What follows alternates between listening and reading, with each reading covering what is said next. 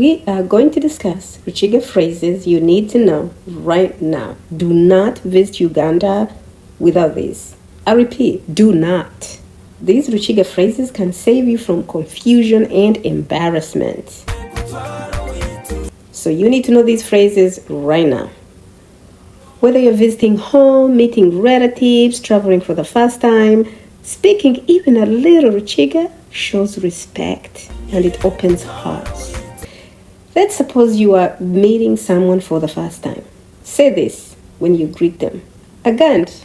This means, how are you in English? This is probably how they are going to respond. Nimarunji, I'm fine. Agandi, Nimarunji. Now in Uganda, among the Bakiga people, politeness is very important. Let's say you're looking for help. This is what you should say. Nobasa kunyamba, meaning, could you help me? This phrase alone will win you smiles everywhere. But please, make sure you add please or excuse me. In fact, you can even say it in English. Almost everyone in Uganda knows please. They know excuse me. They know sorry. They know thank you. So you can say please or excuse me in English if you want. Also, whenever you're talking to a young person, remember to say mwana wanje, meaning my child.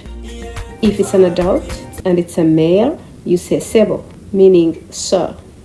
And if it's a lady, you say nyabo. And in English, nyabo is madam. Okay, pause the video now and text the word nyabo in the comments. Let me know you're paying attention. And if it's really an old man or an old woman, just use the word muzee. By the way, in Swahili, this word muzee exists as well, and it refers to someone who's older. It's kind of a respectful thing to say when you meet an older person, muzee. But remember what I said, always add please or excuse me whenever you are asking. Whenever you need help, whenever you're asking a question, always be respectful.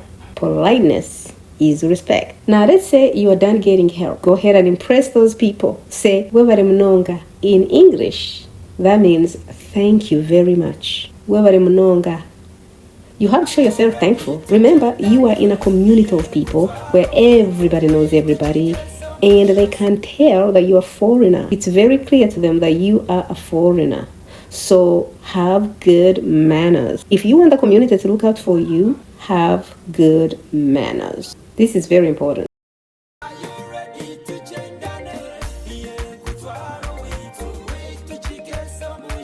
Now let's talk about another scenario. Supposing you're lost and you don't know which way to go. This is what you say. Nobasaku nyambo kanyoreka. And remember, add on please or excuse me. For example, let's say you are looking for a grocery store.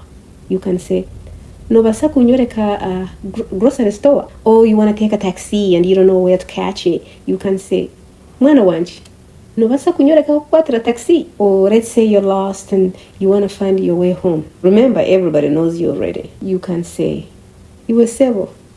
Nobasa kunyamba okanyoreko owanje omukayanje.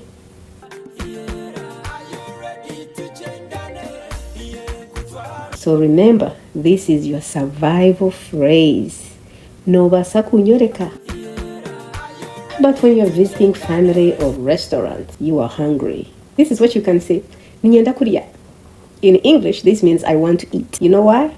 Because food comes first in Uganda. Now, because food comes first in Uganda, yeah, we love food. We love matoke, nyama, peanut sauce. Oh yeah, food is very important. This is real life in Rukiga. Look, you don't need to be perfect. You just need to try.